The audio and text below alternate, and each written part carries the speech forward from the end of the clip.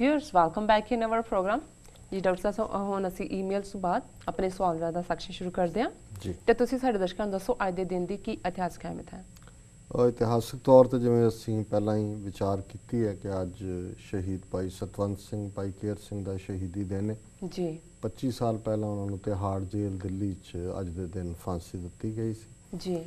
World history ਦੇ ਹਵਾਲੇ ਨਾਲ 1639 ਦੇ ਵਿੱਚ ਵਰਜੀਨੀਆ ਉਹ ਪਹਿਲੀ ਸਟੇਟ ਬਣੀ ਜਿਹਨੇ ਕਿਹਾ ਕਿ ਜੀ ਜਿਹੜੀਆਂ ਵਾਧੂ ਕ੍ਰੌਪਸ ਨੇ ਉਸ ਜ਼ਮਾਨੇ ਦੇ ਵਿੱਚ ਤੰਬਾਕੂ ਜਿਹੜਾ ਕਿ ਇੱਥੇ ਹੀ ਉਗਦਾ ਸੀ ਜਦੋਂ ਕੋਲੰਬਸ ਆਇਆ ਇਹਦੀ ਖੇਤੀ ਵੀ ਹੋਣ ਲੱਗ ਗਈ ਸੀ ਉਹਨਾਂ ਨੇ ਤੰਬਾਕੂ ਵੀ ਡਿਸਟਰੋਏ ਕਰਵਾਇਆ ਜੀ ਕਿ ਇਹ ਵਾਧੂ ਕ੍ਰੌਪ ਹੈ 1842 ਦੇ ਵਿੱਚ ਕਾਬਲ ਦਾ ਜਿਹਨੂੰ ਮੈਸੈਕਰ ਆਫ ਕਾਬਲ ਕਿਹਾ ਜਾਂਦਾ ਹੈ ਕਾਬਲ ਦਾ ਅੰਗਰੇਜ਼ਾਂ ਦਾ ਕਤਲੇਆਮ ਅੰਗਰੇਜ਼ਾਂ ਨੇ ਕਬਜ਼ਾ ਕਰ ਲਿਆ ਸੀ ਉਦੋਂ ਲਗਭਗ 16-17 ਹਜ਼ਾਰ ਟਰੂਪ 17 ਜਾਂ 18 ਹਜ਼ਾਰ ਅੰਗਰੇਜ਼ ਦੇਸੀ ਉਹਨਾਂ ਨੇ ਸਟੇਸ਼ਨ ਕਰ ਦਿੱਤੇ ਕਾਬਲ ਅਫਗਾਨਿਸਤਾਨ ਤੇ ਕਬਜ਼ਾ ਕੀਤਾ ਫਿਰ ਸਡਨਲੀ ਉਹਨਾਂ ਦਾ ਜਿੰਨਾ ਕੁ ਉੱਥੋਂ ਦੇ ਟਰਾਈਬਸ ਸੀ ਜਾਂ ਉਹਨਾਂ ਦੇ ਕਬੀਲੇ ਸੀ ਉਹ ਇਕੱਠੇ ਹੋਏ ਰਿਵੋਲਟ ਕਰਕੇ ਉਹਨਾਂ ਨੇ ਲਗਭਗ ਸਾਰੇ ਹੀ ਮਾਰ ਦਿੱਤੇ ਜਿੰਨੇ ਕੁ ਵੀ ਅੰਗਰੇਜ਼ ਔਰ ਦੇਸੀ ਟਰੂਪ ਸੀ ਇੱਕ ਗੋਰਾ ਫਿਜ਼ੀਸ਼ੀਅਨ ਸੀ ਡਾਕਟਰ ਸੀ ਉਹ ਜ਼ਖਮੀ ਹਾਲਤ ਦੇ ਵਿੱਚ ਸਿੱਖ ਰਾਜ ਦੇ ਵਿੱਚ ਪਹੁੰਚੇ ਕਿਉਂਕਿ ਬਾਰਡਰ ਅਫਗਾਨਿਸਤਾਨ ਦਾ ਦਰਾ ਖੈਬਰ ਤੋਂ ਲੱਗਦਾ ਸੀ ਔਰ ਉਹਨੂੰ ਵੀ ਉਹਨਾਂ ਨੇ ਇਹ ਕਿਹਾ ਵੀ ਤੁਹਾਨੂੰ ਅਸੀਂ ਇਸ ਲਈ ਛੱਡਿਆ ਜਿਉਂਦੇ ਕਿ ਤੂੰ ਜਾ ਕੇ ਦੱਸ ਸਕੇ ਕਿ ਬਾਕੀਆਂ ਦੇ ਨਾਲ ਕੀ ਹੋਇਆ ਸੋ ਇਹਨੂੰ ਕਾਬਲ ਦਾ ਕਤਲੇਆਮ ਕਹਿੰਦੇ ਨੇ ਉਸ ਤੋਂ ਬਾਅਦ ਫਿਰ ਅੰਗਰੇਜ਼ਾਂ ਨੇ ਸਿੱਖ ਰਾਜ ਉਸ ਵੇਲੇ ਮਹਾਰਾਜਾ ਸ਼ੇਰ ਸਿੰਘ ਲਾਹੌਰ ਦੇ ਤਖਤ 'ਤੇ ਸੀ ਉਹਨਾਂ ਦੀ ਮਦਦ ਦੇ ਨਾਲ ਕਾਬਲ ਤੇ ਕੰਧਾਰ ਤੱਕ ਜਾ ਕੇ ਫਿਰ ਕਬਜ਼ਾ ਕੀਤਾ ਉਹਨਾਂ ਦੇ ਉੱਤੇ ਜਿਹੜਾ ਬੰਬਾਰਡਮੈਂਟ ਜਾਂ ਦੂਸਰੇ ਤਰੀਕਿਆਂ ਨਾਲ ਉਹਨਾਂ ਨੂੰ ਸਜ਼ਾ ਦਿੱਤੀ ਪਰ ਇਹ ਅਫਗਾਨ ਕੌਮ ਦੀ ਬਹਾਦਰੀ ਦੀ ਸਪਿਰਿਟ ਹੈ ਕਿ ਉਦੋਂ ਵੀ ਪਰ ਪਿਛਲੇ 20-25 ਸਾਲ 'ਚ ਅਸੀਂ ਦੇਖਿਆ ਸੋਵੀਅਤ ਯੂਨੀਅਨ ਹੋਏ ਅਮਰੀਕਾ ਜਾਂ ਨੈਟੋ ਦੀਆਂ ਫੋਰਸਿਸ ਹੋਣ ਅਲਟੀਮੇਟਲੀ ਉਹਨਾਂ ਨੇ ਆਪਣੀ ਆਜ਼ਾਦੀ ਨਾਲ ਕਦੇ ਕੰਪਰੋਮਾਈਜ਼ ਨਹੀਂ ਕੀਤਾ ਔਰ ਇਸ ਲਈ ਗੁਲਾਮ ਉਹ ਬਣਦੇ ਨੇ ਜੋ ਗੁਲਾਮ ਰਹਿਣਾ ਚਾਹੁੰਦੇ ਨੇ ਜਿਹੜਾ ਗੁਲਾਮ ਨਹੀਂ ਰਹਿਣਾ ਚਾਹੁੰਦਾ ਉਹਨੂੰ ਕੋਈ ਗੁਲਾਮ ਨਹੀਂ ਬਣਾ ਸਕਦਾ ਸੋ ਇਹ ਇਤਿਹਾਸ 'ਚ 1842 ਦਾ ਮੈਸੈਕਰ ਆਫ ਕਾਬੁਲ ਗਿਣਿਆ ਜਾਂਦਾ ਹੈ ਕਿ ਕਿਵੇਂ 17-18 ਹਜ਼ਾਰ ਪੂਰੇ ਦੇ ਪੂਰੀ ਉਹਨਾਂ ਦੇ ਟੱਬਰਾਂ ਦੇ ਟੱਬਰ ਜਿਹੜੇ ਸੀ ਫੌਜੀਆਂ ਦੇ ਸਣੇ ਉਹਨਾਂ ਨੇ ਸਫਾਇਆ ਕਰ ਦਿੱਤਾ ਸੀ ਜੀ 1912 ਦੇ ਵਿੱਚ ਨਿਊ ਮੈਕਸੀਕੋ ਅਮਰੀਕਾ ਦੀ 47ਵੀਂ ਸਟੇਟ ਬਣੀ 1942 ਦੇ ਵਿੱਚ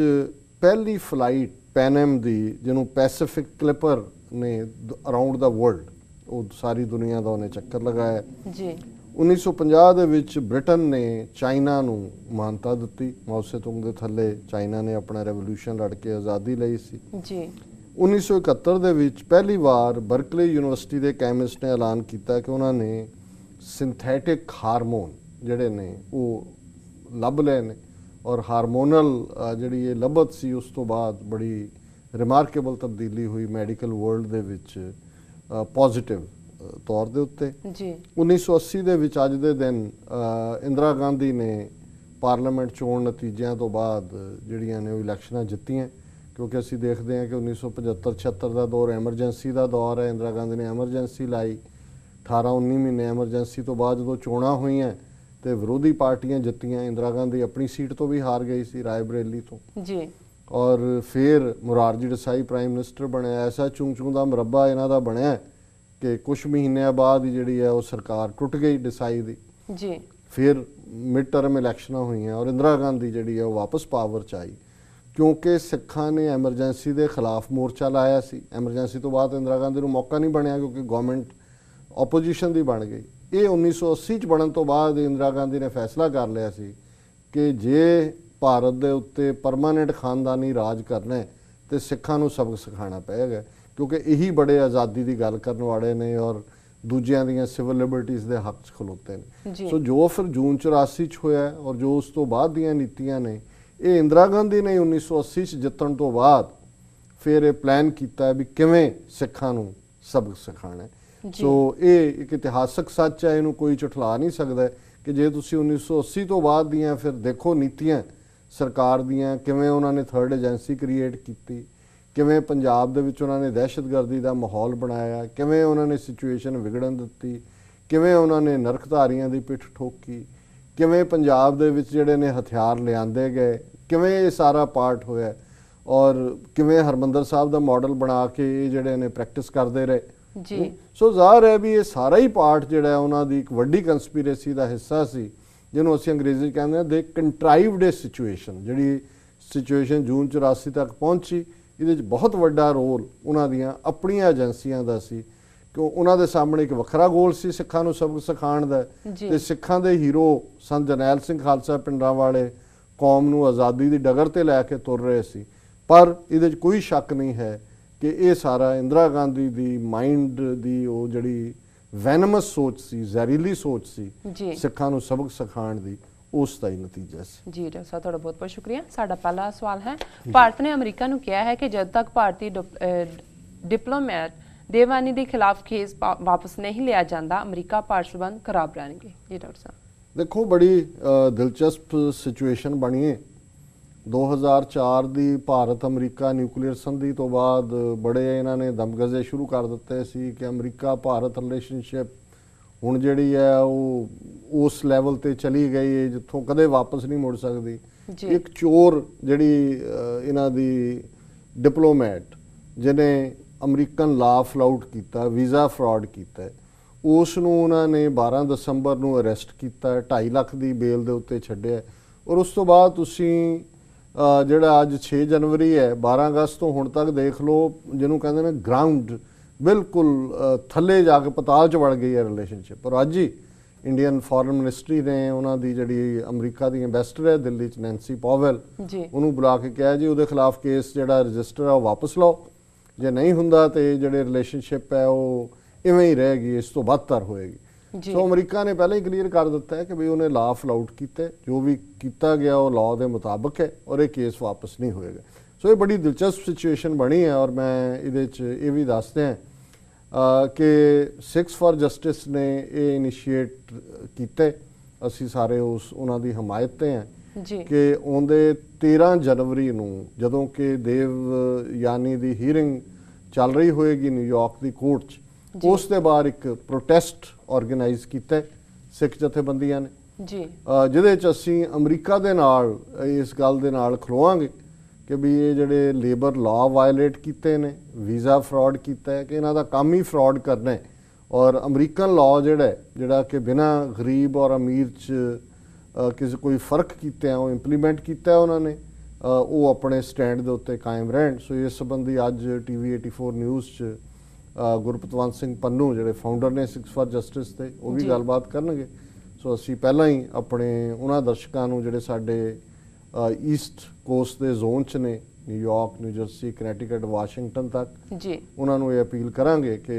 9 ਤੋਂ 12 ਤੱਕ ਇਹ ਪ੍ਰੋਟੈਸਟ ਹੋਏਗਾ, ਕਮਿੰਗ ਮੰਡੇ, ਬਾਅਦ ਦੇ ਵਿੱਚ ਵੀ ਡਿਟੇਲਸ ਦਿੱਤੀਆਂ ਜਾਣਗੀਆਂ। ਸੋ ਉਸ ਦੇ ਵਿੱਚ ਪਾਰਟਿਸਿਪੇਟ ਕਰਨ। ਔਰ ਇਸ ਵੇਲੇ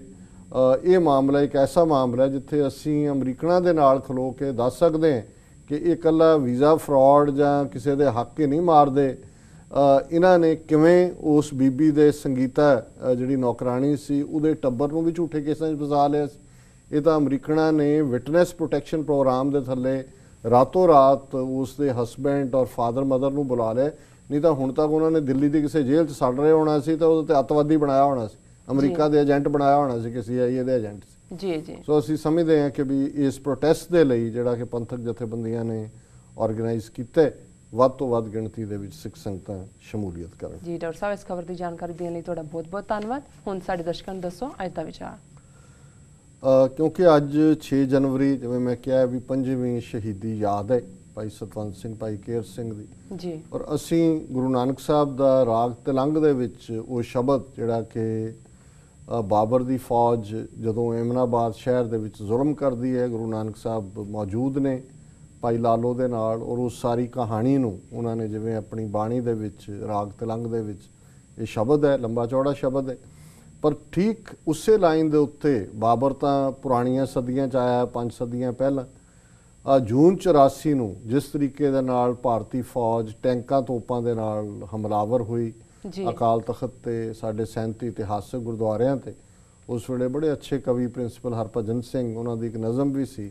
ਕਿ ਫੌਜਾਂ ਕੌਣ ਦੇਸ਼ ਤੋਂ ਆਈਆਂ, ਉਹ ਕਿਹੜਾ ਦੇਸ਼ ਦੀਆਂ ਨੇ ਫੌਜਾਂ ਜਿਨ੍ਹਾਂ ਨੇ ਆਪਣੇ ਲੋਕ ਮਾਰੇ ਨੇ, ਆਪਣੇ ਬੱਚੇ ਮਾਰੇ ਨੇ, ਆਪਣੀਆਂ ਬੱਚਿਆਂ ਨੂੰ ਜਿਹੜਾ ਉਹ ਬੇਪਤ ਕੀਤੇ। ਸੋ ਗੁਰੂ ਨਾਨਕ ਸਾਹਿਬ ਦੀ ਬਾਣੀ ਦੇ ਇਹ ਸ਼ਬਦ ਅਕਸਰ ਰਾਗੀ ਸਿੰਘ ਇਸ ਦਾ ਗਾਇਨ ਵੀ ਕਰਦੇ ਨੇ। ਜੈਸੀ ਮੈਂ ਆਵੇ ਖਸਮ ਕੀ ਬਾਣੀ, ਤੈਸੜਾ ਕਰੀ ਗਿਆਨ ਵੇ ਲਾਲੋ, पाप की जंज लै काबलों ताया, जोरी मंगे दान वे लालो। शर्म धर्म दोए छप खलोए, कूड़ फिरै प्रधान वे लालो। काजियां बामणा की गल थकी, अगद पड़ै शैतान वे लालो। मुसलमानियां पढ़ै कतीबां, कष्ट में करें खुदाए वे लालो। जात सनाती होर हिंदवाणियां, ए भी लेखै लाए वे लालो। खून के सोयले गाविए नानक, रत का कुंगू पाए वे लालो। ये हर एक दा दर्द है। मुसलमान औरतां किवें बेपत हो रही ने, ਉੱਚੀ ਜ਼ਾਤ ਨੀਵੀਂ ਜ਼ਾਤ ਦੀਆਂ ਔਰਤਾਂ, ਉਹਨਾਂ ਦੇ ਨਾਲ ਕੀ ਸਲੂਕ ਹੋ ਰਿਹਾ ਔਰ ਕਿਵੇਂ ਉਸ ਦੀ ਫੌਜ ਪਾਪ ਦੀ ਜੰਜ ਹੈ। ਜੇ ਬਾਬਰ ਦੀ ਫੌਜ ਪਾਪ ਦੀ ਜੰਜ ਸੀ ਤੇ ਜੂਨ 84 ਚ ਭਾਰਤੀ ਫੌਜ ਵੀ ਉਹ ਪਾਪ ਦੀ ਜੰਜ ਸੀ। ਜਿਸ ਪਾਪ ਦੀ ਜੰਜ ਨੂੰ ਭੇਜਣ ਵਾਲੀ ਇੰਦਰਾ ਗਾਂਧੀ ਨੂੰ ਭਾਈ ਸਤਵੰਤ ਸਿੰਘ, ਭਾਈ ਕੇਹਰ ਸਿੰਘ, ਭਾਈ ਬੇਅੰਤ ਸਿੰਘ ਨੇ ਸਜ਼ਾ ਯਾਫਤਾ ਕੀਤਾ। ਤੇ ਜਦੋਂ ਇਸ ਤਰ੍ਹਾਂ ਬੇਗੁਨਾਹ ਦਾ ਖੂਨ ਡੁੱਲਦਾ ਤੇ ਫਿਰ ਗੁਰੂ ਨਾਨਕ ਸਾਹਿਬ ਕਹਿੰਦੇ ਨੇ, ਆਪ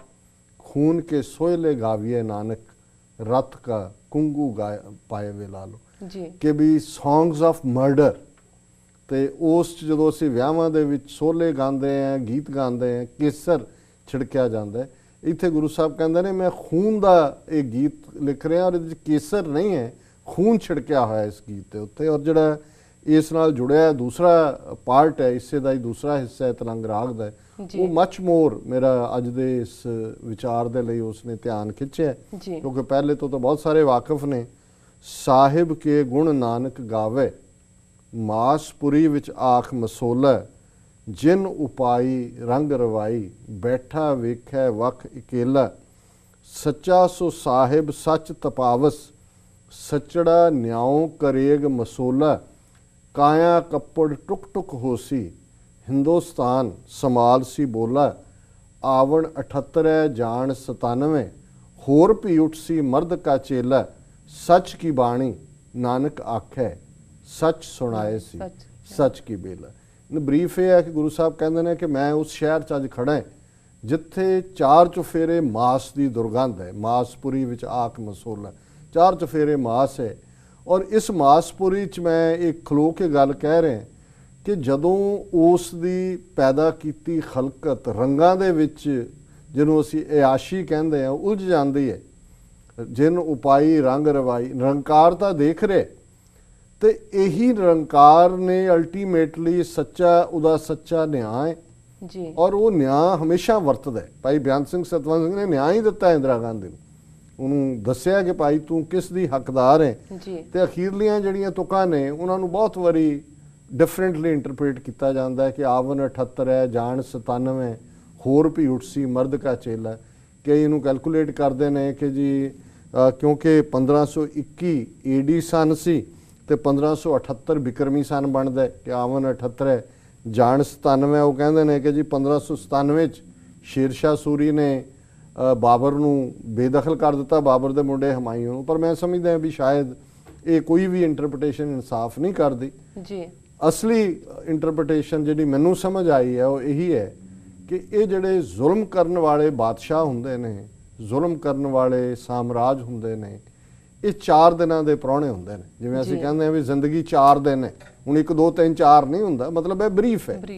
सो गुरु साहब ने फरमाया भी आवन 78 जान 97, होर भी उठ सी मर्द का चेला। कोई फिर निरंकार दा उस मर्द दा उस कामल पुरख पैदा हो जाता है ਜਿਹੜਾ ਉਹਨਾਂ ਨੂੰ ਚਲਦਾ ਕਰ ਦਿੰਦਾ ਜੀ। ਔਰ ਇਹ ਗੱਲ ਗੁਰੂ ਸਾਹਿਬ ਕਹਿੰਦੇ ਨੇ, ਸੱਚ ਕੀ ਬਾਣੀ ਨਾਨਕ ਆਖੇ, ਸੱਚ ਸੁਣਾਏ ਸੀ ਸੱਚ ਕੀ ਬੇਲਾ। ਕਿ ਇਹ ਟਰੂਥ ਹੈ ਕਿ ਜ਼ੁਲਮ ਕਰਨ ਵਾਲਿਆਂ ਨੂੰ ਫਿਰ ਡਿਸਪੈਚ ਕਰਨ ਦੇ ਲਈ ਰੱਬ ਭੇਜ ਦਿੰਦਾ ਹੈ ਕਿਸੇ ਨੂੰ, ਮਰਦ ਦਾ ਚੇਲਾ ਆ ਜਾਂਦਾ ਹੈ। ਸੋ ਬੇਅੰਤ ਸਿੰਘ, ਸਤਵੰਤ ਸਿੰਘ, ਕੇਹਰ ਸਿੰਘ ਉਹ ਮਰਦ ਦੇ ਚੇਲੇ ਨੇ, ਜਿਹਨੇ ਅਜੋਕੇ ਸਮੇਂ 'ਚ ਪਾਪ ਦੀ ਜੰਜ ਭੇਜਣ ਵਾਲੀ ਭਾਰਤੀ ਫੌਜ ਦੀ ਜਿਹੜੀ ਕਮਾਂਡ ਵਾਲੀ ਇੰਦਰਾ ਗਾਂਧੀ ਸੀ ਪ੍ਰਧਾਨ ਮੰਤਰੀ, ਉਹਨੂੰ ਸਜ਼ਾ ਯਾਫਤਾ ਕੀਤਾ। यही मर्द के चेले भाई हरजिंदर सिंह जिंदा, भाई सुखदेव सिंह सुखा सी, जिन्हों ने जनरल वैद्या नूं सज़ा याफ्ता किया। अल्टीमेटली सच रहिंदा है, सच की बाणी नानक आखे। और असीं अपने लोगों तो ये जरूर आस करते हैं कि जे असीं गुरु नानक दे सिख को आंदे हैं तो फिर इस एक गल दे उत्ते मन्ना कर लईए कि सच की बाणी नानक आखे, सच सुनाए सी सच की बेला। सच कहण दे वेले सच कहण दा मतलब है वेला विहा के बोलिया उदों तुसीं दड़ वट जाओ, अपना ਫਰਜ਼ ਨਾ ਸਮਝੋ। ਜੀ ਸੋ ਮੈਂ ਸਮਝਦਾ ਵੀ ਇਸ ਗੁਰੂ ਨਾਨਕ ਸਾਹਿਬ ਦੀ ਤਲੰਗ ਰਾਗ ਦੀ ਬਾਣੀ ਦੇ ਨਾਲ ਅਸੀਂ ਆਪਣੇ ਯੋਧਿਆਂ ਭਾਈ ਸਤਵੰਤ ਸਿੰਘ, ਭਾਈ ਕੇਰ ਸਿੰਘ, ਉਹਨਾਂ ਮਰਦ ਦੇ ਚੇਲਿਆਂ ਨੂੰ, ਅਕਾਲ ਪੁਰਖ ਦੇ ਵਰੋਸਾਏ ਗੁਰਸਿੱਖਾਂ ਨੂੰ, ਦਸ਼ਮੇਸ਼ ਪਿਤਾ ਦੇ ਸੱਚੇ ਸਪੁੱਤਰਾਂ ਨੂੰ ਸ਼ਰਧਾ ਦੇ ਫੁੱਲ ਭੇਟ ਕਰਦੇ ਹਾਂ। ਜੀ ਬਿਲਕੁਲ ਡਾਕਟਰ ਸਾਹਿਬ, ਤੁਹਾਡਾ ਬਹੁਤ ਬਹੁਤ ਸ਼ੁਕਰੀਆ, ਤੁਸੀਂ ਅੱਜ ਦਾ ਵਿਚਾਰ ਸਾਡੇ ਦਰਸ਼ਕਾਂ ਨਾਲ ਸਾਂਝਾ ਕੀਤਾ। ਵੀਰ, ਸਾਡੇ ਪ੍ਰੋਗਰਾਮ ਦਾ ਸਮਾਂ ਇੱਥੇ ਸਮਾਪਤ ਹੁੰਦਾ। ਤੁਸੀਂ ਆਪਣੇ ਰਾਏ ਤੇ ਸੁਝਾਅ ਸਾਨੂੰ ਭੇਜਣਾ ਨਾ ਭੁੱਲਣਾ ਸਾਡੇ ਇਸ ਪਤੇ ਤੇ SOS@tv84.tv ਤੇ। ਅਸੀਂ ਆਪਣਾ ਪ੍ਰੋਗਰਾਮ ਲੈ ਕੇ ਫੇਰ ਰੂਬਰੂ ਹੋਵਾਂਗੇ। ਤਦ ਤੱਕ ਲਈ ਮੈਨੂੰ ਤੇ ਆਪਣੇ ਡਾਕਟਰ ਸਾਹਿਬ ਨੂੰ ਆਗਿਆ ਦਿਓ। ਵਾਹਿਗੁਰੂ ਜੀ ਕਾ ਖਾਲਸਾ, ਵਾਹਿਗੁਰੂ ਜੀ ਕੀ ਫਤਿਹ। ਵਾਹਿਗੁਰੂ ਜੀ ਕੀ ਫਤਿਹ।